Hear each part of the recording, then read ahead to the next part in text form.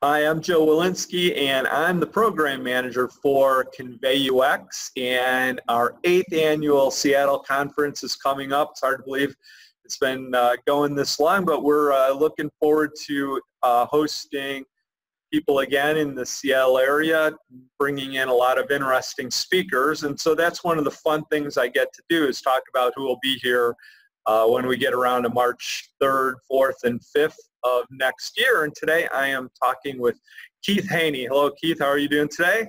Doing great today. Thanks, Joe.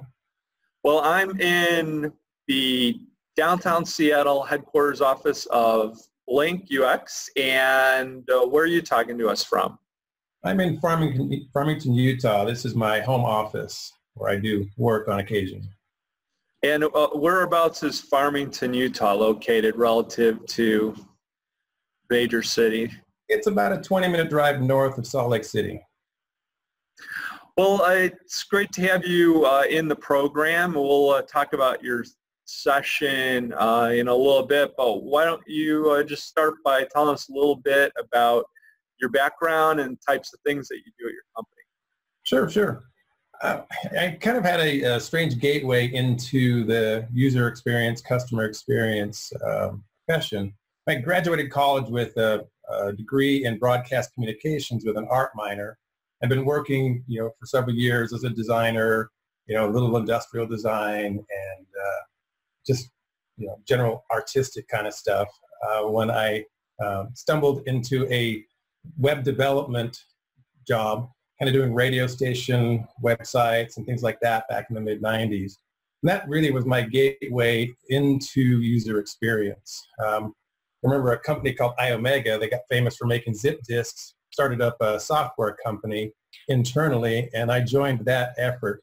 Back then it was called human factors design, but that was really my introduction to the idea of crafting an experience for the end customer. And I spent a few years there before I moved on to a company called Oakley Networks that was later purchased by Raytheon.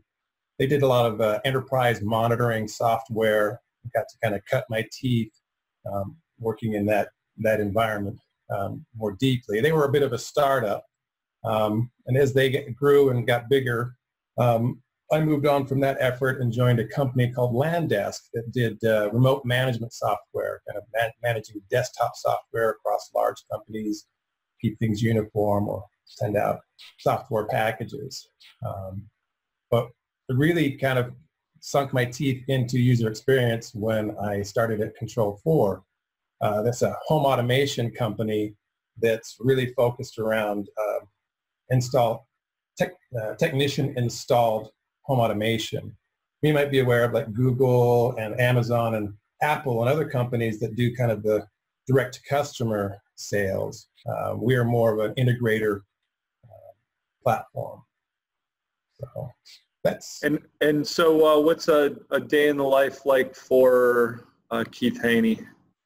We start off every morning with a stand-up meeting where the whole team gets together and discusses the accomplishments from the day before, anything that's blocking us from moving forward, and what we intend to achieve that day. It's an opportunity for us to kind of synchronize and synergize around kind of the work we're doing for that day or for that coming week. And a lot of us spend almost all of our time working with digital products, virtual products, but you get the opportunity to work with the physical components as well. So what's that like in your work? We support a broad range of hardware interfaces. So our customers, will use their cell phones, they'll use their watches, they'll use touch screens, whether it's Android or Apple or custom products that we make in-house. And things as large as a television screen. So we make GUIs for all of those, and we have to standardize across them, which is a little bit of what I want to talk about, at the conference, is how we deploy to all those things and what tools we use to do that. And are there any new and exciting things going on? Well, I just got back from CDA, which is an industry tech show in Colorado. where we managed to get some pretty nice accolades this year. We won Best New Software and Best Product of the Show. So we're feeling pretty good about what we managed to put together, and we're feeling like it got received well by the audience we were targeting. Well, the topic that you're going to present at the conference is titled Deploying Scalable Solutions Across Multiple Platforms. So how'd you come around to that, and what can we expect to hear from you?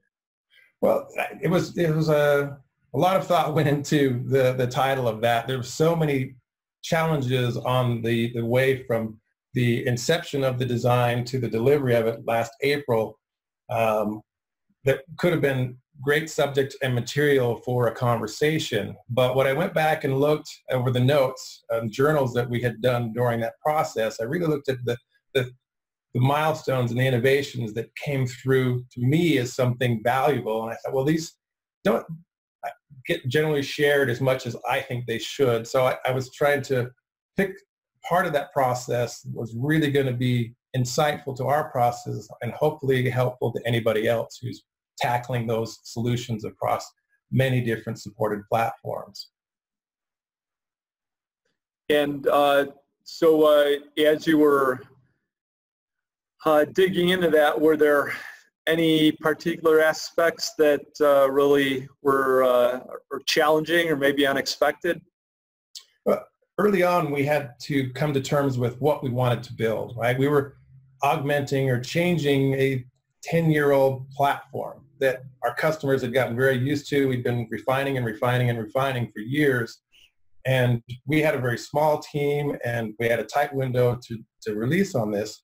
So we had to get smart and tactical about how to move forward. And one of the things we used to do that to move forward was defining our tenets for design up front.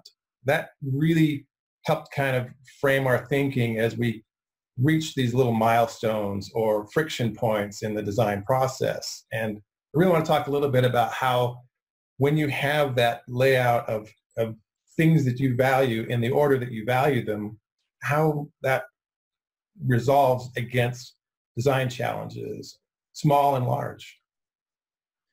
Well, it's great to have you in the conference program. We'll look forward to seeing you here in March.